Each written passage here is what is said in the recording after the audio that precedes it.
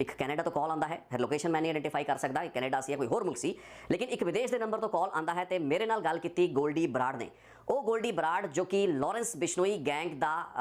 करता धरता मन्निया जाता है, तो कहा जाता है कि कैनेडा तो बैठ के वो लॉरेंस बिश्नोई, काला जठेड़ी या फिर कई होर अजिहे गैंगस्टर जो कि दिल्ली या देश दी कई होर जेलों में बंद ने, उन्होंने ऑपरेशनस रन करता है। जितने भी शूटर पंजाब के मैदान के होंगे ने उन्होंने यही गोल्डी बराड़ संचालित करता है। ये गोल्डी बराड़ वो गैंगस्टर है जिसके बारे तुसी ज़्यादा जानकारी नहीं थोड़े कोल होएगी, ना ही तुसी इसके नाम नूं ज़्यादा चर्चावां दे विच सुनिया होएगा। किस गोल्डी बराड़ की गल करता पाया है, तो अज आप गोल्डी बराड़ की भूमिका के उत्ते गल करांगे। लेकिन उस तो पहला मैं तुहानूं ये दसना चाहांगा कि गोल्डी बराड़ ने जो मेरे नाल फोन के उत्ते गलबात की उस दे विच उसने की गल कबूली है। इस चीज़ मैं अपने ट्विटर के जरिए जनतक किया 7:37 पर कि गोल्डी बराड़ जो कि एक कैनेडा बेस्ड गैंगस्टर है उसने सिद्धू मूसेवाला की हत्या की जी जिम्मेवारी है वो ली है। लेकिन इसके कारण का खुलासा मैं इस रिपोर्ट के अज करांगा। गोल्डी बराड़ ने दावा किया कि सिद्धू मूसेवाला की भूमिका सी विक्की मिड्डू खेड़ा जिसनों कि अगस्त 7 2021 को मारिया गया सीगा उसके हत्याकांड के विच। सिद्धू मूसेवाला का जिहड़ा मैनेजर जिसका नाम शगनप्रीत सिंह दस्या जाता, तो इस चीज़ की तस्दीक पंजाब पुलिस की इस प्रेस कॉन्फ्रेंस के भी हो गई है। डीजीपी वी के पावरा ने भी की है कि इस पूरी की पूरी वारदात यानी कि सिद्धू मूसेवाला उत्ते चलाईयां गई गोलियां तो उसकी हत्या उसी विक्की मिड्डू खेड़ा की हत्या के नाल जोड़ के वेख्या जा रहा है। नशर की सी कि इस गैंग वॉर के विच ज़्यादातर सॉफ्ट टारगेट ही निशाने उत्ते आ रहे हैं। जे सिद्धू मूसेवाला की अज की हत्या की गल कर रही है तो सब तो मजबूत तो वैल प्रोटैक्टिड जो टारगेट से अज इन्हों के विचों एक गैंग के निशाने उत्ते आया। सो गोल्डी बराड़ ने इस चीज़ को कबूलिया है कि सिद्धू मूसेवाला नूं अलग अलग बोर के हथियारों नाल उन्होंने मरवाया। हालांकि इस चीज़ की मैं तस्दीक नहीं कर सकता, लेकिन गोल्डी बराड़ ने जानकारी दी कि सिद्धू मूसेवाला की मौत के ਜਿਹੜੇ वैपन्स वरते गए उन्होंने एक AK-47 एक .45 बोर का एक वैपन से कुछ शायद होर भी वैपन से। इसका लॉजिक उसने दिया कि सिद्धू मूसेवाला अक्सर AK-47 की 45 बोर की जी पिस्टल सी या जी हथियार होंगे ने उन्होंने गल करता सी। इसे करके उसके खिलाफ जो हमला होंदा है उस इन्होंने हथियारों की वरतों गोल्डी बराड़ के इस गैंग ने की। गोल्डी बराड़ मैं तुम्हें दसदा बार बार कि वह लॉरेंस बिश्नोई गैंग की लीग के ही है। गोल्डी बराड़ की जी रंजिश है सिद्धू मूसेवाले के नाल वो बहुत पुरानी है। हुण इत्थे आपां नूं जाना पेगा क्योंकि विक्की मिड्डू खेड़ा या उस तो बाद संदीप नंगल अंबिया जो कि जग्गू भगवानपुरिया की मेजर लीग कबड्डी के नाल जोड़ के उसकी टीम के नाल जोड़ के वेख्या गया, उसकी हत्या मार्च के महीने के हो जाती है। वो दोवें हत्याकांडां दे विच लॉरेंस बिश्नोई के गुटां या उन्होंने नाल नेड़ले जिहड़े कबड्डी खिडारी या फिर एक पॉलिटिशियन विक्की मिड्डू खेड़ा जो कि अकाली दल की यूथ विंग का एक बहुत ही एक्टिव लीडर सी, उन्होंने हत्यावां होईयां। तो लॉरेंस का जिहड़ा गैंग सी या जग्गू भगवानपुरिया होना का जिहड़ा गैंग सी एक काफ़ी समय तो कोई वड्डा जिहड़ा हमला है अपने विरोधी गैंग उत्ते करना चाह रहा सी। इन्हां दी नज़रां कई लोगों के उत्ते सी। पहला जिक्र रिपोर्ट दे विच कीता सिद्धू मूसेवाला ते लॉरेंस बिश्नोई फोन के उत्ते आपस दे विच बहसबाजी कर चुके सी, यानी कि किसी गल नूं लैके आपस दे विच इन्हां दी बहसबाजी हुई। इस तो बाद जदों ये जानकारी महिला गायक वालों सिद्धू मूसेवाला नूं दित्ती गई तो उस तो कुछ घंटिया बाद लक्की पटियाल के कुछ जिहड़े गैंगस्टर या उसके जिहड़े गुरगे सन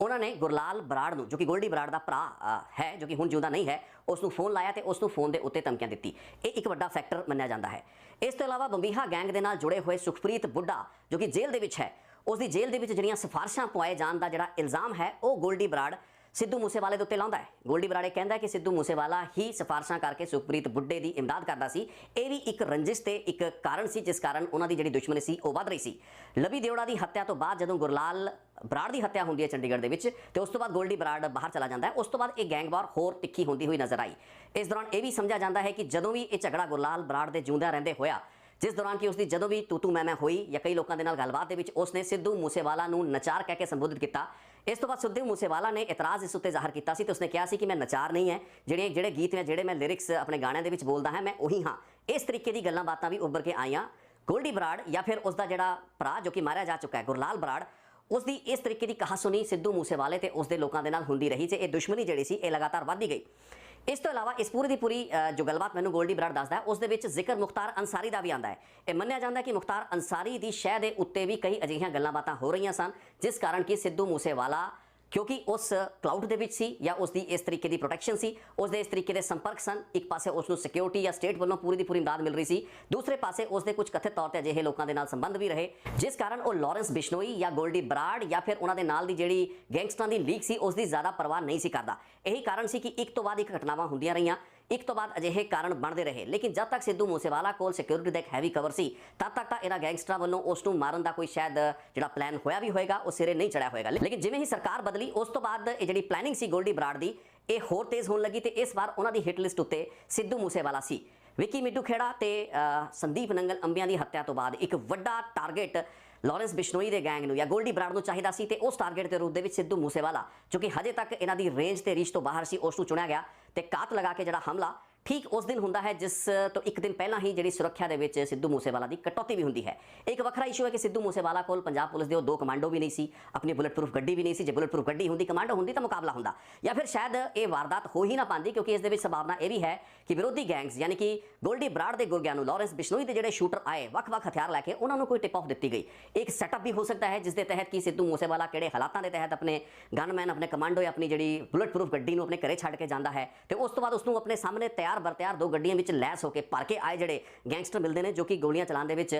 कोई कसर ही नहीं छड्डदे। जिस तरीके नाल अन्नेवाह गोलियां चलाईयां गईयां उस तो बाद सिद्धू मूसेवाले दा बचना औखा हो जाता है। लेकिन एक जिहड़ा बहुत वड्डा पॉइंट इस दे विच है जो कि असल कारण सिद्धू मूसेवाला दी इस मौत दा बनिया या उस हत्याकांड दा बनिया, जिस कारण की रंजिश पुरानी है, दुश्मनी पुरानी है, सिक्योरिटी हुंदी ना हुंदी देर सवेर कदे ना कदी सिद्धू मूसेवाला नूं टारगेट कीता ही जाना सी। लॉरेंस बिश्नोई दा गैंग या गोल्डी बराड़ जो कि गुरलाल बराड़ दा भरा है, बाहर बैठा अपने भरा दा बदला लेना चाहता है तो वह मनदा है, इस चीज़ की कन्विक्शन उसकी है कि इन्हां सारियां वारदातां दे पिछे जिहड़े लक्की पटियाल या बंबीहे गैंग वर्गे लोग, सुखप्रीत बुड्ढे, दिलप्रीत बाबे वर्गे लोग हैगे ने, इन्हां दी लीग दे उत्ते सੱਟ मारनी जरूरी है। आपस की गैंग वॉर है जिस दे तहत कि लोग एक दूसरे को निशाना बनाते हैं। ਵੱਡਾ ਕਾਰਨ ਸੀ ਦਿੱਲੀ ਪੁਲਿਸ ਦਾ ਉਹ ਸਪੈਸ਼ਲ ਆਪਰੇਸ਼ਨ ਸੈੱਲ ਦਾ, ਯਾਨੀ ਕਿ ਸਪੈਸ਼ਲ ਸੈੱਲ ਦਾ ਉਹ ਗੈਂਗਸਟਰਾਂ ਨੂੰ ਫੜਨ ਦਾ ਕਾਰਾ, ਜਿਸ ਤੋਂ ਬਾਅਦ ਕਿ ਟਿਪ ਆਫ ਨਿਕਲੀ ਸੀ ਕਿ ਸਿੱਧੂ ਮੂਸੇਵਾਲਾ ਦੇ ਮੈਨੇਜਰ ਜਿਹੜਾ ਸ਼ਗਨਪ੍ਰੀਤ ਹੈ ਉਸ ਦੇ ਤਾਰ ਜਿਹੜੇ ਹੈਗੇ ਨੇ ਜੁੜਦੇ ਨੇ ਵਿੱਕੀ ਮਿੱਡੂ ਖੇੜਾ ਦੀ ਮੌਤ ਦੇ ਨਾਲ। यही कारण सी जिस तो बाद कि गोल्डी बराड़ ते वो तमाम जिहड़े गैंगस्टर जो कि लॉरेंस दी लीग दे गैंगस्टर सन इस चीज़ की उड़ीक विच सन कि शायद पुलिस उन्होंने लोगों के खिलाफ कार्रवाई करे तो सिद्धू मूसेवाला दे उत्ते भी कार्रवाई होए, क्योंकि एक बहुत सुभाविक जी गल सी जे सिद्धू मूसेवाले दे मैनेजर शगनप्रीत दा नाम विक्की मिड्डू खेड़ा नूं मारन वाले शूटरां ने अपने मूँहों दिल्ली पुलिस के सामने लिया तो दिल्ली पुलिस ने इस चीज़ की जानकारी पंजाब या मोहाली पुलिस जो कि इस मामले की जांच कर रही सी उस दे नाल सांझी की तां कि सिद्धू मूसेवाले तो कोई इन्वेस्टिगेशन या इंटैरोगेशन बनती सी। ये बड़ा वड्डा सवाल सी क्योंकि शगनप्रीत आस्ट्रेलिया निकल चुका सी ते सिद्धू मूसेवाला भारत दे विच ही सी। सिद्धू मूसेवाला तो कदे कोई पुछगिछ हुई इस चीज़ के बारे कोई जानकारी स्पष्टता दे नाल नहीं कही जा सकती। लेकिन इस दौरान जिहड़ा विरोधी गैंग सी वो अपना बदला लेना चाह रहा सी ते हुण मन चुका सी कि विक्की मिड्डू खेड़ा की हत्या के पिछे जिहड़े लोग ने उन्होंने किते ना किते जिहड़ी शह है वो कुछ अजिहे हल्कियां तो मिल रही है जो कि सिद्धू मूसेवाले दे नाल जुड़े हुए हैं। सो इसे कारण ये पूरी दी पूरी वारदात नूं अंजाम दिता गया तो ये एक सीधा ते स्पष्ट कारण है जो कि गोल्डी बराड़ ने फोन के उत्ते मैनूं दस्सिया है। बराड़ है गोल्डी बराड़ अपने मूँहों कहता है कि बीते कुछ सालों के तकरीबन 25 कतल दीयां वारदातां नूं अंजाम दवा चुका है, लेकिन उसका यह भी कहना है कि उसका ना जानबूझ के उभरन नहीं दिता जाता क्योंकि उसके विरोधी गैंग ते जिहड़े भी लोग उन्होंने नाल यानी कि प्रभावशाली असर रसूखदार अंसर जुड़े हुए हैं वो कदे भी उन्होंने लाइमलाइट दे विच आउंदा देखना नहीं चाहते। यही कारण है जिस करके शायद लाइमलाइट दे विच आने लई भी एक कतल किया गया हो सकता है। वो एक वखरा फैक्टर है कि गुरलाल बराड़ की हत्या, विक्की मिड्डू खेड़ा की हत्या या संदीप नंगल का जिहड़ा मर्डर हुंदा है, ये सारी अजिही सीरीज सी जिस विच लॉरेंस दे गैंग ते उन्हां दे गैंग दे नाल किसी समय जुड़े रहे ये वो लोग सन जो कि एक एक करके टारगेट किए गए। मैं कुछ महीने पहला जिहड़ी अपनी रिपोर्ट नशर की सी उस दे विच इस चीज़ का अफसोस जताया सी कि जिहड़े निशाने ते लोग आ रहे हैं सॉफ्ट टारगेट्स ने, यानी कि वो लोग जो कोई स्टूडेंट लीडर है, ज़्यादातर स्टूडेंट लीडर मारे गए हैं, कोई बिजनेसमैन है, कोई यूथ कांग्रेस का लीडर है, कोई गायक है। मनकीरत औलख के उत्ते इस वक्त एक बहुत मेजर थ्रेट परसेप्शन है, मैं पहला रिपोर्ट बना चुका है, Mankirt Aulakh could be the next target. So उसकी हिफाजत इस वक्त एक बहुत महत्वपूर्ण गलबात है क्योंकि ये जी सीरीज़ है गैंग वॉर की, ये जी एक दूसरे उत्ते हमलों का जोड़ा दौर है ये खत्म होता हुआ नज़र नहीं आ रहा। इस दे नाल ही गोल्डी बराड़ वर्गे लोग जो कि इस वक्त कैनेडा बैठे ने या फिर लक्की पटियाल आर्मीनिया बैठा है, ये दो अजिहे अंसर ने जिन्होंने इस वक्त कंट्रोल में करना है, काबू करना पंजाब पुलिस लिए बड़ी बड़ी चुनौती बन चुकी है। कैनेडा के कोई भी गैंगस्टर जाके बहुत ही सौखे तरीके नाल एक सेफ हेवन लेके बैठ जाता है, एक बड़ा वड्डा सोचण का विषय है। पंजाब के जो हत्यावां हो रही ने क्योंकि अज की रिपोर्ट के मैं सिक्योरिटी तो पोलीटिकल एंगल की गल नहीं करांगा, मैं कल कर चुका तो शायद आने वाले दिन के मैं गल करांगा, लेकिन अज का मुद्दा सिर्फ ये है कि सिक्योरिटी कवर हुंदा या ना हुंदा, इस गैंगवार का सिलसिला रुकना नहीं सी।